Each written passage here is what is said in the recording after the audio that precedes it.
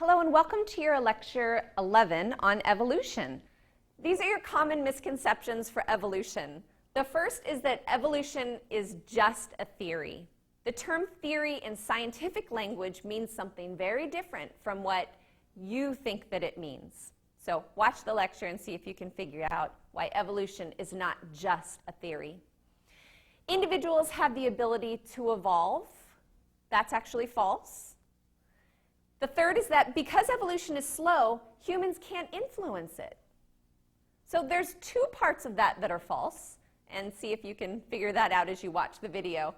The fourth, natural selection produces organisms perfectly suited for their environment. So they're good to go. If natural selection happens, always, every time, they are perfectly suited for their environment.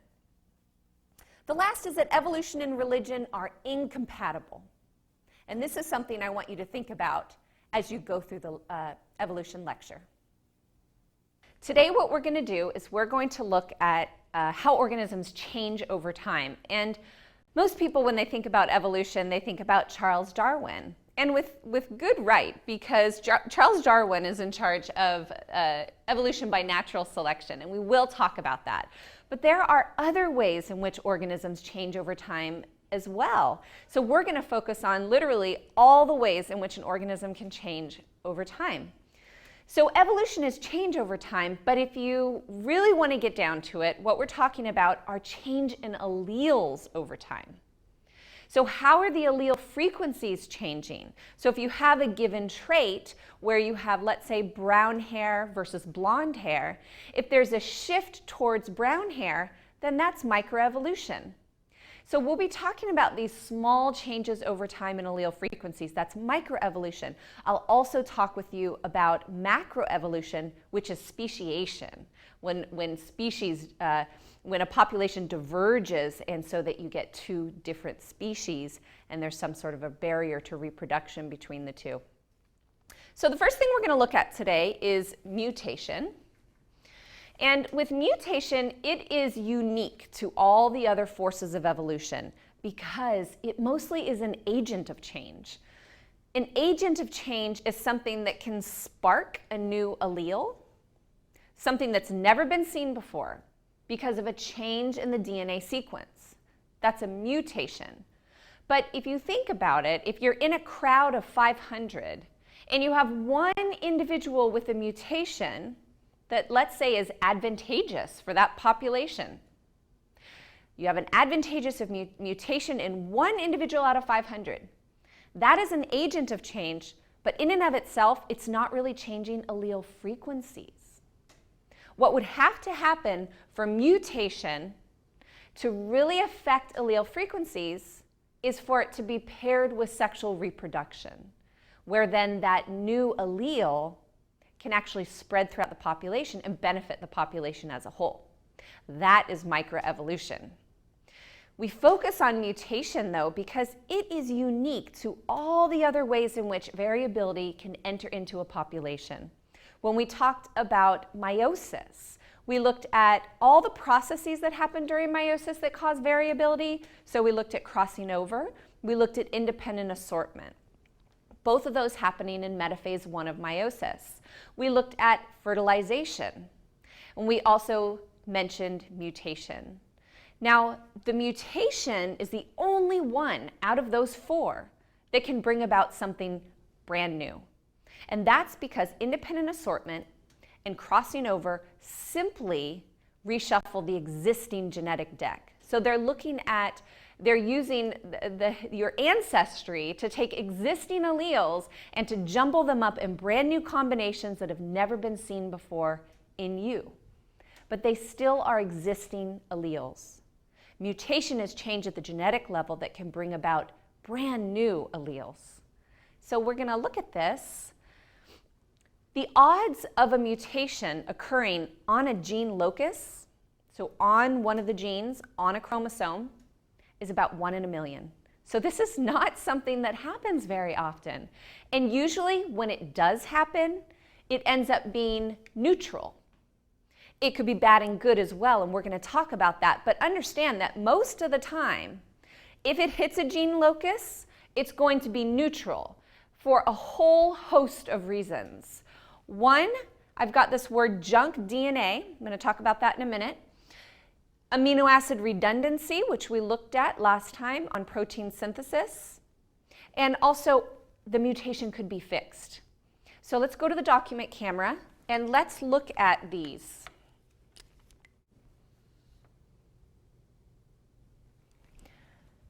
So let's draw a chromosome. So let's make this mom number 8. One of the things about our genome, which includes all the chromosomes and all roughly 30,000 genes that humans have, they are really sporadically placed among the chromosomes. So, you end up with clusters of genes on chromosomes. Then you have these expanses where there aren't any genes that directly code for proteins. And then you could have another cluster. And what I'm referring to when I wrote junk DNA are the spaces between the gene. So spaces between the genes historically has been called junk DNA. More recently, it's called epigenetic regions. And that's because what we're finding is that even though these spaces do not directly code for proteins like the genes do, they can influence protein production on the genes. So junk DNA really isn't a good word for it. It doesn't really describe it. It's not completely junk. Regardless, if you get a mutation where you have a letter change in the junk DNA, that's not going to have as big of an effect, if it has an effect at all, as if you actually changed the letter change on a gene. So if we run back here to the computer, what you can see is that usually when a mutation occurs, it usually happens in those epigenetic regions, those spaces between the genes. The other thing that can happen is you can have a mutation on the gene, but it still codes for the same amino acid. So you had a gene mutation that led to, instead of CCU in the mRNA, it led to CCC, and you're still getting proline. No problem. If you're still getting proline, there's no problem. It doesn't matter that the genetic code is slightly different. All we care about is getting the polypeptide chain correct. It also could get fixed by proofreaders. So let's say that you do have a mutation on a gene, and let's say that it's deleterious. Maybe it's a tumor suppressor, and that's getting mutated, and it's affecting cancer for that cell, the cell cycle. Well, you could have proofreaders come in and cut out the wrong letter and put the right letter back in. So that nitrogenous base on that nucleotide, the wrong one's taken out and the correct one is put back in. So proofreaders could do that on your DNA. So bottom line, usually when mutations happen, they are neutral. And so usually there's no effect on the organism. What we're going to look at now is an example of mutation that leads to a deleterious effect as well as potentially advantageous effect. And the example for that is sickle cell disease. So with sickle cell disease, as we've talked about earlier, you have an amino acid, number 6 amino acid, that is out of place, and you end up with sickle-celled red blood cells. Let's take a look at genotypes on the document camera that can better explain what's happening here. So for sickle cell disease, you have 3 possible genotypes: homozygous dominant, heterozygous, and homozygous recessive.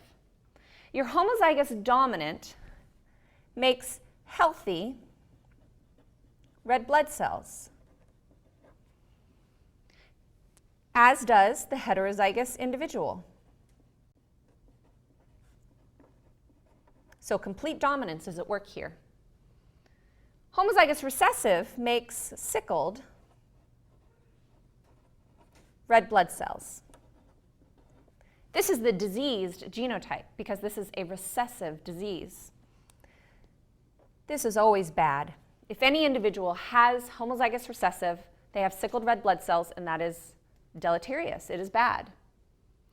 But one thing I want you to start to consider is the effect of environment on genotype and phenotype. If you're someone with healthy red blood cells, but you have the heterozygous genotype, this can be advantageous in certain environments. In Bellingham, not so much, because you have a recessive allele, and you could potentially pass that on to your offspring. So it's not beneficial in Bellingham. But what if you live on the African continent, in somewhere like Nigeria? Or what if you live in South America or Central America, in Nicaragua? If you live in those places, then this actually is your best genotype because you have immunity to malaria. Let me show how this works.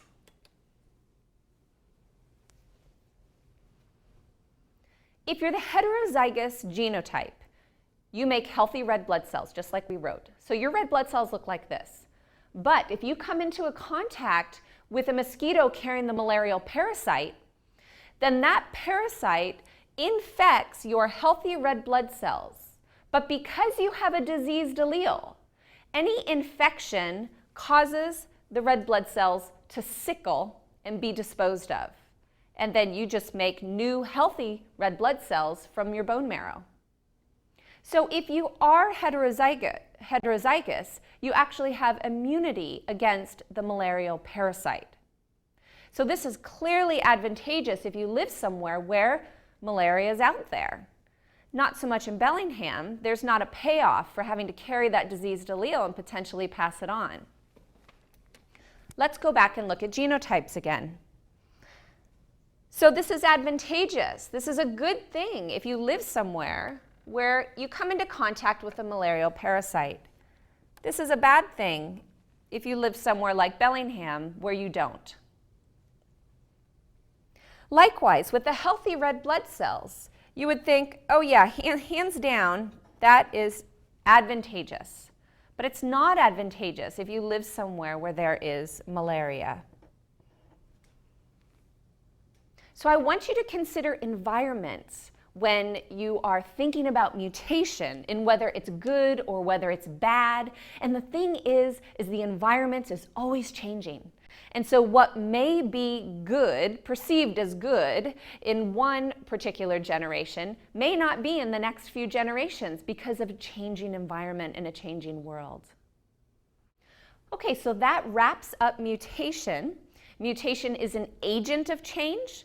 It has great potential in changing allele frequencies in populations, but only when paired with sexual reproduction.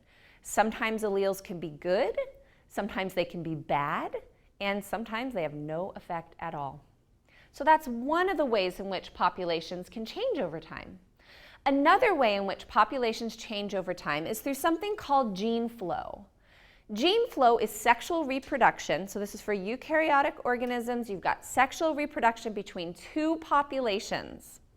So two separate populations begin interbreeding. And what happens is that the two populations become more similar to one another. In this case, you have geese. So in population 1, you can see a variety of genotypes. There's great genetic variability there for the color, feather color in geese. That's not the case in population 2, where you basically have allele fixation with regards to brown feather color. Allele fixation is something, a term that's used for any time you've lost completely one of the alleles. So here, the dominant allele is fixed in the population. It also could be all little a's. You could have all white geese that were all little a's, and that would also be allele fixation. But look what happens when reproduction occurs between the two populations. These two populations now are sharing alleles. And so with this homozygous recessive goose, that white is going to be reintroduced into the population, the white allele. So it makes populations more similar to one another. It's also generally very healthy for the population.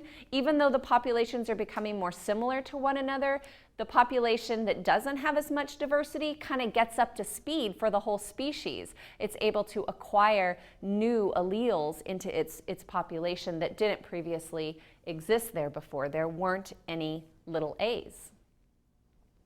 Okay, so that's gene flow. You can have newcomers coming in and altering the population, introducing new alleles to that population.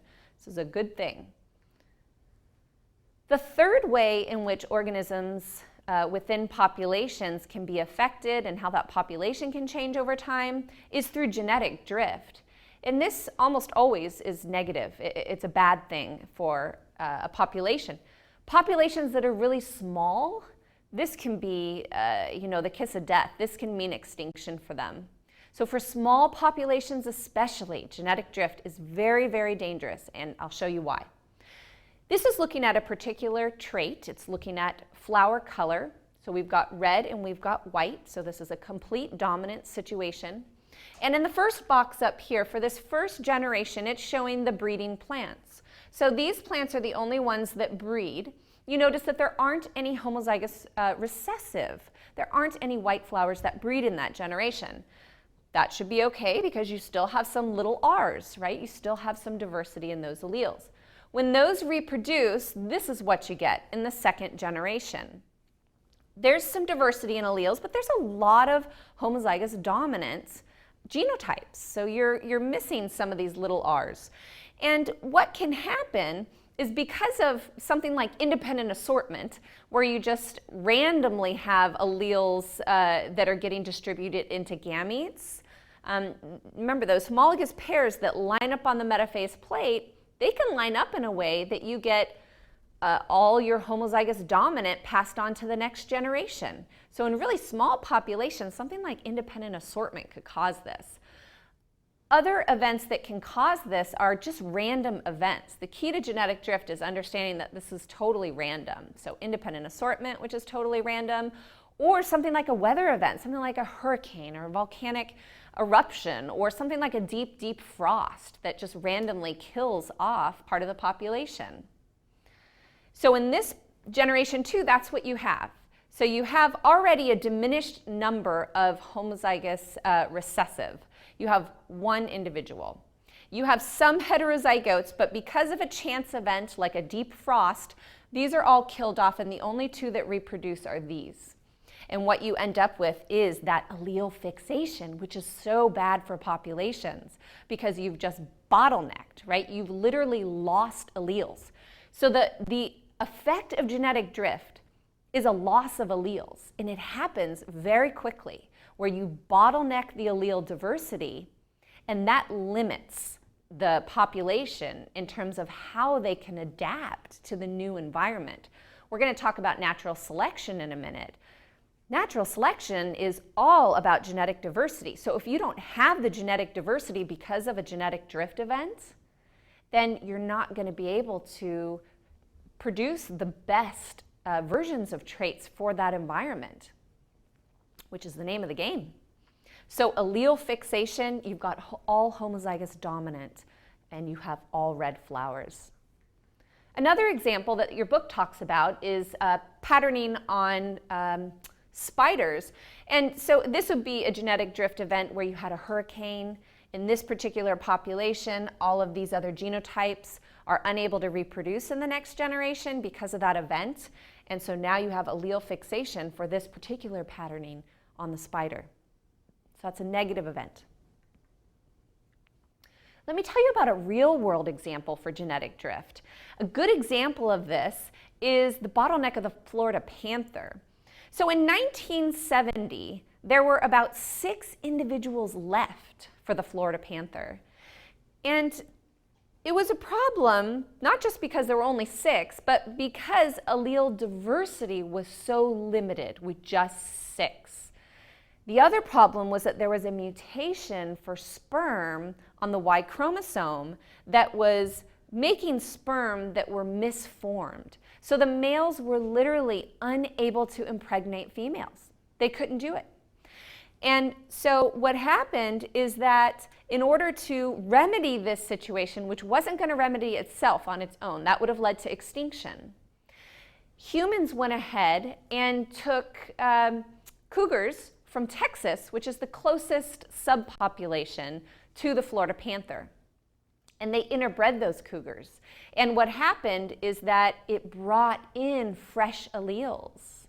We're not talking about mutation, we're not talking about new alleles, we're talking about existing allele frequencies in this species as a whole. So bringing those back in, using that gene flow and bringing in healthy alleles has helped this population to rebound, and now there's around 80 individuals. So the moral of the story here is that if you have genetic drift occur in a population and it's facing extinction, how you fix that is through gene flow. If it's available. If there are subspecies that are available in other populations that can be brought in, you can actually revitalize a population. And that's what happened with the Florida panther. Another way that genetic drift can occur, besides independent assortment and besides some sort of a random event, is that migration. If a subpopulation leaves and migrates to a new area where they're no longer interbreeding any longer, that is also genetic drift.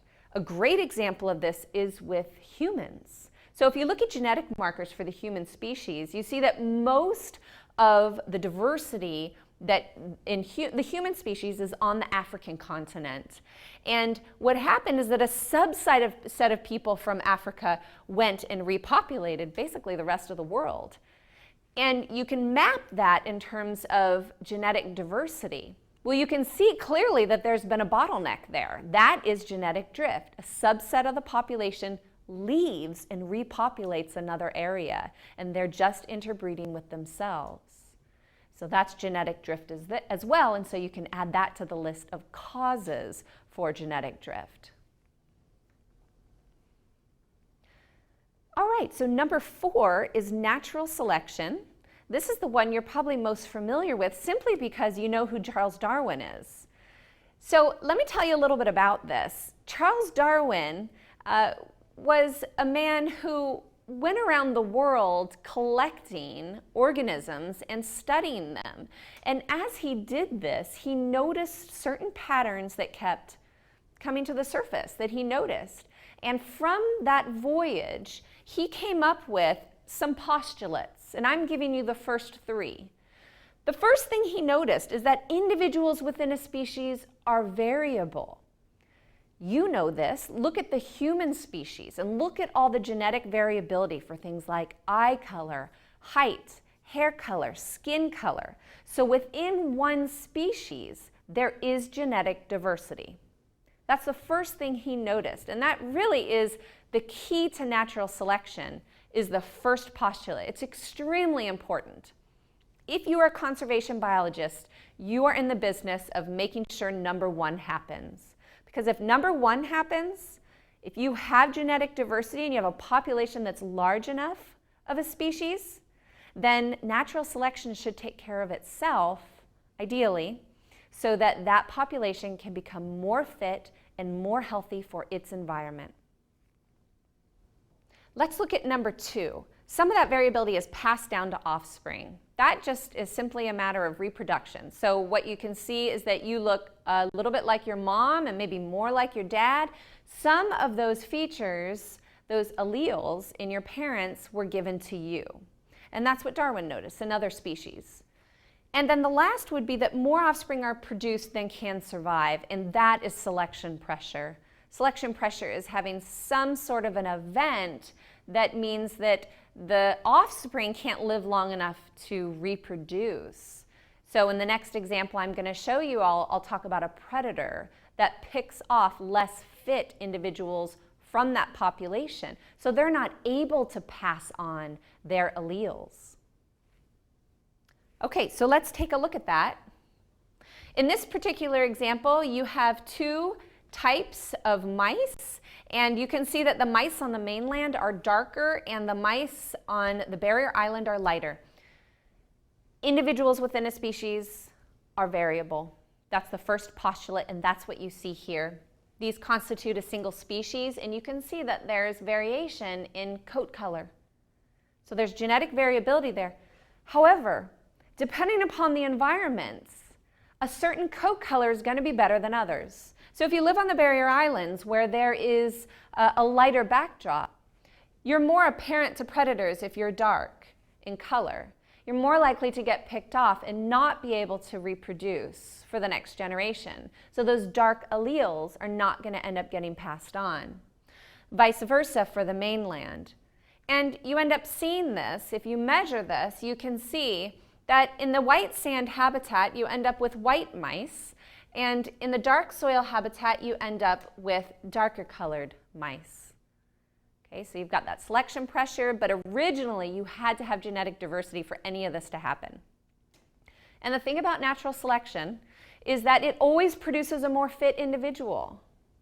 So the group as a whole, the population as a whole, becomes more fit as natural selection refines the group.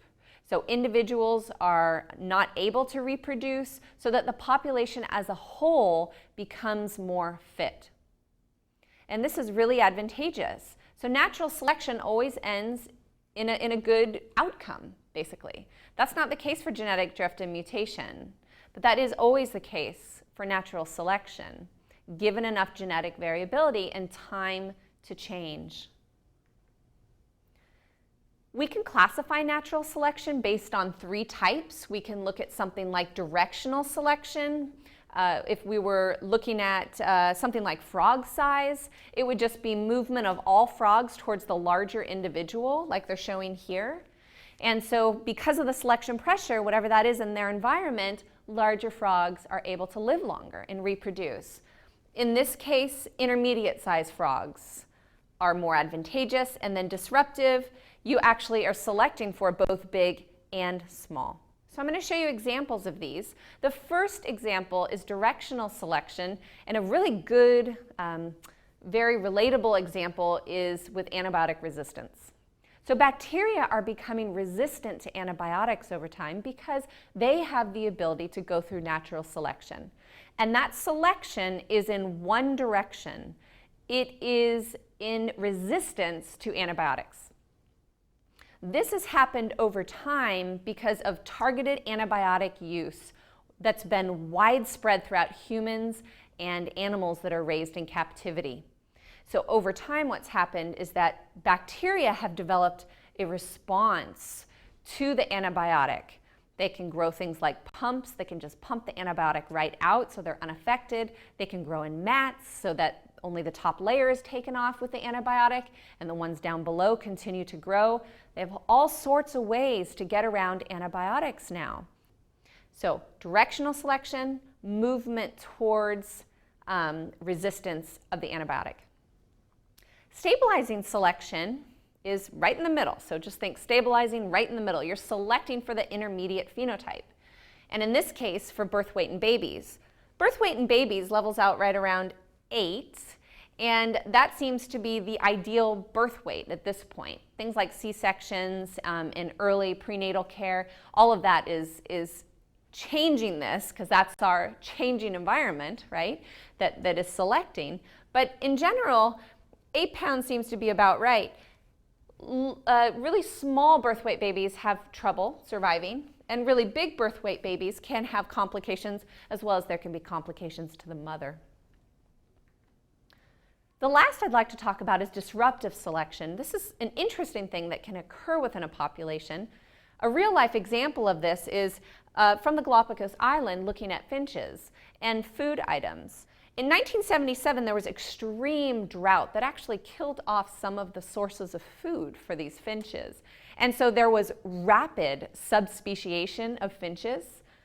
It's unusual to be able to see subspeciation in a human lifetime. This is an example of where that happened, where finches, there was disruptive selection for a really wide, large beak as well as a smaller beak. And so both of those were getting selected for. The intermediate beaks were not getting selected for because baby birds that were born with intermediate beaks couldn't crack the hard or the soft seeds. So they couldn't do either, and so it really wasn't functional to have an intermediate sized beak. You either needed the real big one or the small one.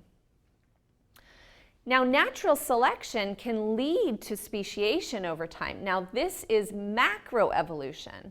So an example of how that happens, if you have this subspecies A and then you actually have some sort of a reproductive barrier that occurs between two populations within this population, you can see environment B, environmental C, and if those environments are different enough to select very different alleles, then what you can have is development of these over time that are taking place in separate environments, and at some point, if they're not able to interbreed any longer, then those are considered different species, and that's macroevolution.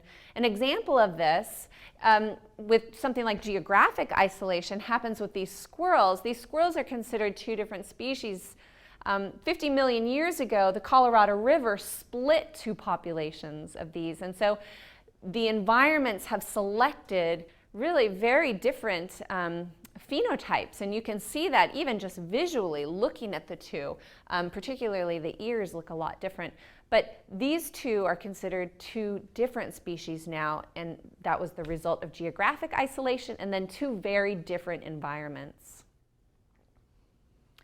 The last that I'd like to talk with you about is sexual selection. This is an interesting one. It doesn't happen for all organisms. It only happens for eukaryotes that have this sexual dimorphism.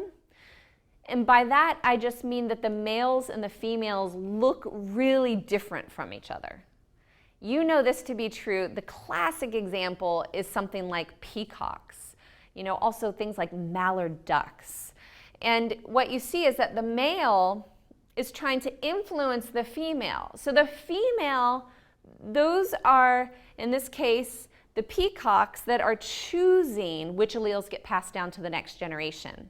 So they're saying, okay, I like your color or your odor or your size or your behavior, and so I'll mate with you. And if that happens, then those alleles get passed on.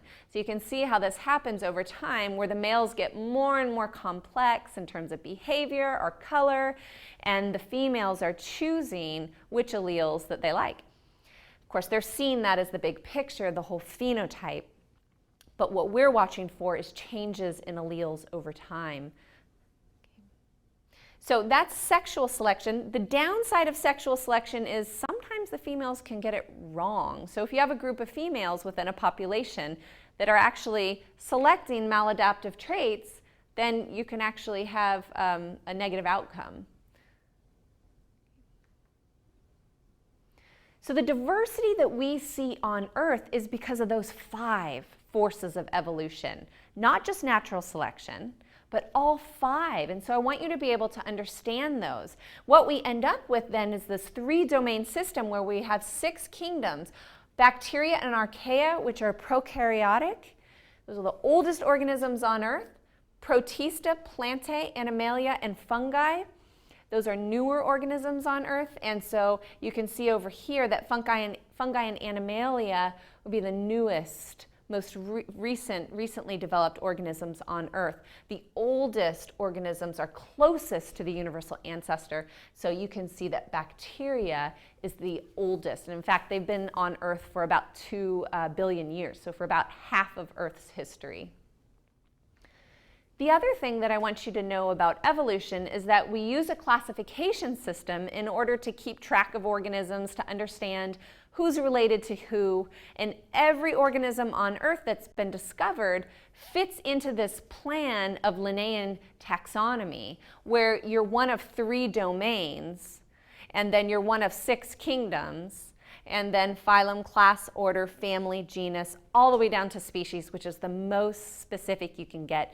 You can also have subspecies, but that's still within the same species. And so this type of taxonomy is used to place organisms on this phylogenetic tree, which is looking at phyla. You can see all the phyla that are listed down here, and then these are the kingdoms that are up here. One of the ways in which scientists classify organisms into all of these specific spots is looking at the DNA of the organisms and comparing them. Since we're able to go ahead and map genomes of organisms to do DNA sequencing, you can compare organism's DNA, and then that tells you how closely related the two species are. Other ways in which you can analyze organisms is just based on shape, looking at shape change, 6 legs or 8 legs, things like that. And then lastly would be behavior. So behavior is also used in figuring out where organisms fit within Linnaean taxonomy, as well as where organisms fit in the tree of life, or in what I call the phylogenetic tree. Okay, that concludes our lecture on evolution.